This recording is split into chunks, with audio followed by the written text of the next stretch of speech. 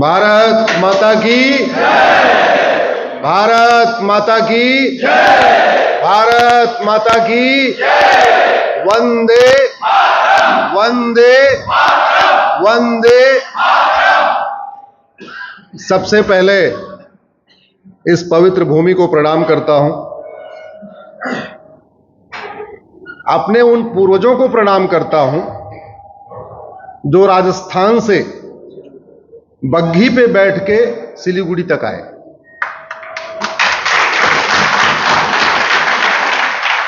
न ट्रेन थी, न बस थी, न रेल थी, भाषा अलग थी, और चले चूरू से, चले बीकानेर से। न उस समय गूगल था, न डायरेक्शन का पता था कि पूरब किधर है पश्चिम किधर है, न सड़क थी। कल्पना करिए, आज के युवाओं को यह कल्पना करना चाहिए कि हमारे दादा परदादा राजस्थान से चल के सिलीगुड़ी जलपाईगुड़ी पहुंचे कैसे होंगे। आपको बहुत मोटिवेशन मिलेगा। और आए तो भाषा भी अलग, खान पान भी अलग, वेशभूषा अलग, और 200 साल हो गए न राजस्थानी छोड़ी और बंगाली को पकड़ भी लिया।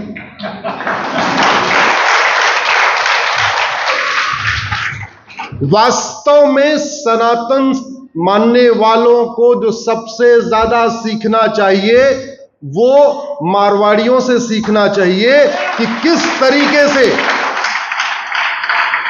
एक हाथ आसमान में है और पैर जमीन पे है। यह सीखने की चीज है, सामान्य बात नहीं है। यह स्कूलों में नहीं पढ़ाया जाएगा। और आप सारे लोग यहां अधिकांश मारवाड़ी हैं, इसलिए मैं तारीफ भी नहीं कर रहा हूं। मुझे मीठा झूठ बोलना बिल्कुल नहीं पसंद है। मैं तो कड़वा सच बोलने वाला आदमी हूं, अगले 1 घंटे कड़वा सच बोलने वाला भी हूं।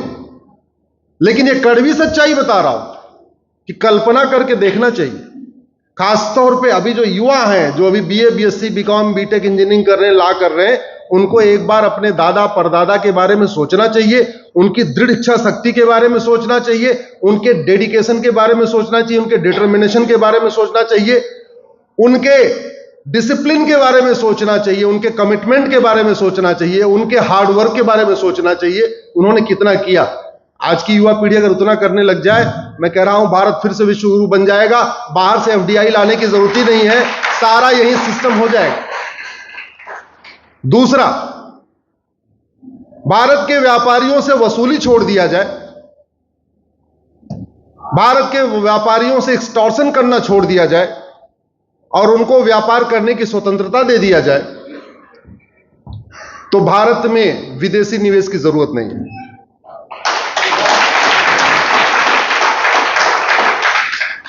इसीलिए मैंने एक पीआईएल भी फाइल किया है। ये इनकम टैक्स खत्म किया जाए, जीएसटी खत्म किया जाए, टोल टैक्स खत्म किया जाए, रोड टैक्स खत्म किया जाए, वैट खत्म किया जाए, सारे टैक्स खत्म किए जाए। भारत में 1 नेशन 1 टैक्स लागू होना चाहिए। केवल बैंकिंग ट्रांजैक्शन टैक्स लागू होना चाहिए। जो जितना खर्च करेगा वो खर्च देगा, बाकी इनकम में कोई टैक्स नहीं होना चाहिए, खर्च करने में टैक्स होना चाहिए।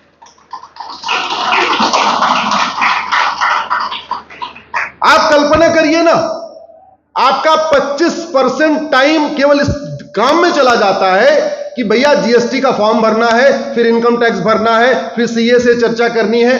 जो सीए बैठे हो ये मत सोचे मेरी पीआईएल से आप बेरोजगार हो जाएंगे। आप बेरोजगार नहीं होंगे, आपको दूसरा काम मिलता रहेगा। लेकिन मेरा यह मानना है, अगर भारत को विश्व गुरु बनाना है, भारत की जीडीपी जब 40% हुआ करती थी तो भारत में 1 नेशन 1 टैक्स था। एक बार चाणक्य अर्थशास्त्र उठा के पढ़िए, जब भारत में 1 नेशन 1 टैक्स था तो हमारी जीडीपी 40% थी। आज दुनिया भर के टैक्स हो गए, हम 10% जीडीपी अचीव नहीं कर पा रहे।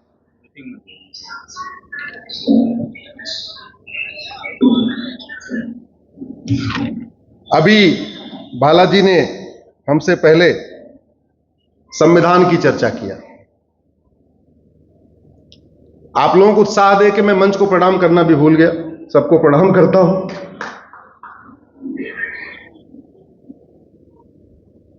सवाल यह है कि बीमारी डॉक्टर ठीक करता है या दवाई?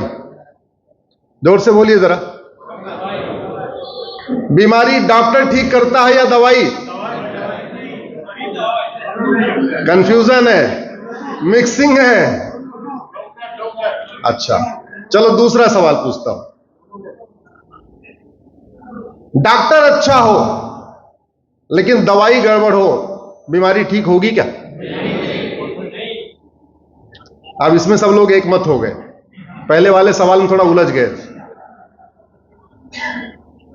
आप के फैमिली डॉक्टर हैं, 25 सालों से आप जानते हैं, आपके बच्चे को बुखार हो गया है, आप जाते हैं, वो पर्ची लिख देते हैं, दवाई दे देते हैं। एक हफ्ते बच्चा दवाई खाता है, बीमारी ठीक नहीं होती, दोबारा आप जाते हैं, फिर डॉक्टर साहब दवाई लिख देते हैं और वही दवाई लिख देते हैं जो पहली बार लिखे थे। तो फिर एक हफ्ते दवाई खाए और अब बुखार बढ़ेगा या घटेगा? जोर से बोलिए जरा, बीमारी बढ़ेगी या घटेगी? बढ़ेगी। सेम दवाई चल रही है ना, दवाई बदली नहीं। अब 1 महीने हो गया,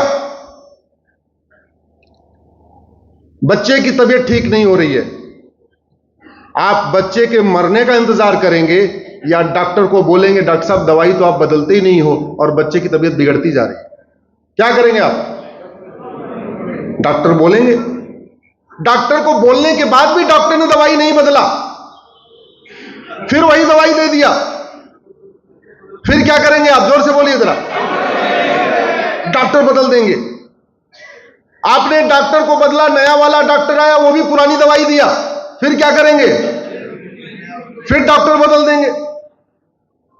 तीसरे डॉक्टर के पास गए, उसने पुरानी वाली दवाई दिया, फिर डॉक्टर बदल देंगे। पिछले 75 साल से डॉक्टरी तो बदल रहे हैं, पिछले 75 साल से केवल डॉक्टरी बदल रहे हैं और दवाई बदली नहीं। इसलिए जो समस्या पहले जो बुखार था वो टाइफाइड, निमोनिया और पता नहीं और क्या क्या बन गया हो। ऐसी कोई बीमारी नहीं जिसकी कोई दवाई नहीं, ऐसी कोई समस्या नहीं जिसका समाधान नहीं। भारत की कोई भी समस्या लाइलाज नहीं है, भारत की कोई भी समस्या विश्वव्यापी नहीं है, भारत की हर समस्या का इलाज है।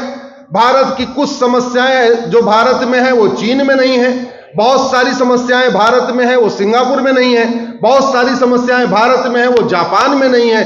भारत की एक समस्या बताइए जो पूरी दुनिया में हो, कोई नहीं है। तो करना क्या चाहिए? हमें यह देखना चाहिए कि जो बीमारी हमारे घर में है वो सिंगापुर में नहीं है तो क्यों नहीं है? वहां का डॉक्टर कौन सी ऐसी दवाई दे रहा है कि उधर बीमारी आई नहीं रही? करना चाहिए कि नहीं? अरे अपना घर बनाते हैं तो 2-4 लोगों का घर देखते हैं कि नहीं? या ऐसे आंख बंद करके जो मन करता घर बना लेते हैं? देखते हैं। अपना घर बनाते हैं तो अपनी परिस्थितियों के हिसाब से बनाते हैं, आस पड़ोस के 2-4 घर को देखते हैं और उसमें भी किसी एक के घर की नकल नहीं करते, किसी के घर के ड्राइंग रूम की नकल करते हैं, किसी के बेडरूम की नकल करते हैं, किसी के किचन की नकल करते हैं, किसी के दूसरे। और कोशिश क्या होती है कि मेरा घर सर्वोत्तम घर बने, यही कोशिश होती है कि नहीं? फ्लैट खरीदने जाते हैं तो 2-4 फ्लैट देखते हैं या जहां पहुंचे वही ले लेते हैं? देखते हैं। दुर्भाग्यवश हमारे कानून निर्माताओं ने यह काम नहीं किया। जो मन किया एसी के कमरे में बैठ के वहीं कोल्ड ड्रिंक पीते हुए, चाय पीते हुए, कॉफी पीते हुए कानून बना दिया। यह नहीं देखा सिंगापुर में क्या चल रहा है, जापान में क्या चल रहा है, चाइना में क्या चल रहा है, अमेरिका में क्या चल रहा है।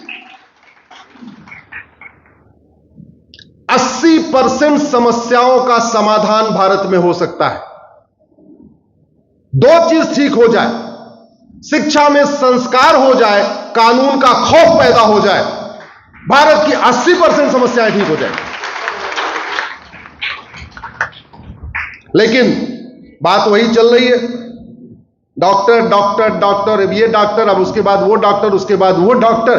डॉक्टर बदल रहे हैं, डॉक्टर दवाइयां बदल नहीं रहे, तो बीमारी बढ़ रही है। हम लोग 15 अगस्त को स्वतंत्रता दिवस मनाते हैं, है ना? और 26 जनवरी को गणतंत्र दिवस मनाते हैं। स्वतंत्र क्या मनाते हैं? स्वतंत्रता दिवस। स्वतंत्र मतलब स्वयं का तंत्र, अपना तंत्र, स्वतंत्र। अंग्रेजी में कहेंगे स्व मतलब सेल्फ, तंत्र मतलब सिस्टम। यानी जितना सिस्टम होना चाहिए वो सेल्फ होना चाहिए, स्वयं का होना चाहिए, अपना होना चाहिए। कौन सा सिस्टम आज की डेट में हमारा अपना है बताइए, ईमानदारी से बताइए। एजुकेशन सिस्टम हमारा अपना है क्या? पुलिस सिस्टम हमारा है क्या? जुडिशियल सिस्टम हमारा है क्या? एडमिनिस्ट्रेटिव सिस्टम हमारा है क्या? टैक्स सिस्टम हमारा है क्या? बिजनेस सिस्टम हमारा है क्या? एग्रीकल्चर सिस्टम हमारा है क्या? हेल्थ केयर सिस्टम हमारा है क्या? कल्चर हमारा है क्या? नहीं। 15 अगस्त को स्वतंत्र हो गए, उसके बाद क्या हुआ? 26 जनवरी को जैसा भाला जी ने बताया, हमने संविधान लागू कर दिया। और भारत के संविधान को प्रियम्बल उठा के देखिए, जो पहला शब्द आता है उसको कहते सोवरिन। संविधान कहा, क्या बोला? ये गलत है कि सही है वो बाद का विषय है। हम तो कह रहे हैं जो भी है पहले ये तो ठीक से लागू हो जाए, पहले ये तो ठीक से लागू हो। पहला शब्द इस पे लिखा है सोवरिन। सोवरिन का मतलब संप्रभु। दैनिक जागरण से कौन आया हुआ है?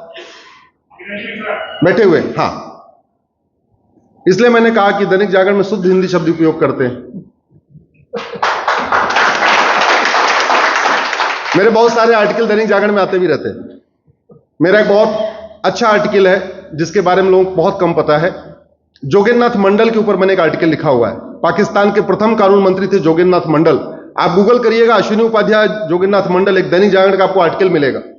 उसमें मैंने बताया था कि देश से गद्दारी, कानून मंत्री बनने के लिए देश से गद्दारी उन्होंने किया और उसका नतीजा क्या हुआ, फिर बाद में क्या क्या हुआ, वो बात की बात है।